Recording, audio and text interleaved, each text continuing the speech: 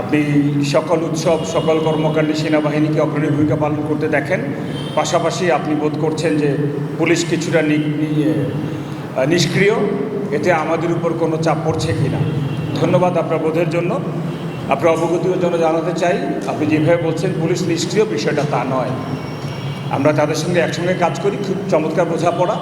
তারা একটা টার্ময়েলের মধ্যে দিয়ে গিয়েছে, বাট ওভার দ্য পিরিয়ডস আমাদের অ্যাসিস্ট্যান্স নিয়ে এবং তাদেরও নেতৃত্ব যারা দিচ্ছে তাদের বলিষ্ঠ ভূমিকায় তারা কিন্তু বেশ অগ্রসর হয়েছে এবং ক্রমান্বয়ে পুলিশ কিন্তু যথাযথভাবে তাদের দায়িত্ব পালনে সক্রিয় ভূমিকা পালন করছে। আমরা যথেষ্ট অ্যাসিস্ট্যান্ট পাচ্ছি পুলিশের কাছ থেকে এবং আস্তে আস্তে যতই দিন যাবে আপনারা দেখবেন যে তারা এককভাবে তাদের দায়িত্ব ঠিকমতো পালন করবে।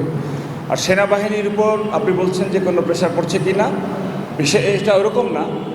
আমি দায়িত্বের প্রতি সোচ্চার, দেশের জন্য সোচ্চার। সো দেশের জন্য যখন যেটা প্রয়োজন সেটাই করে যাব।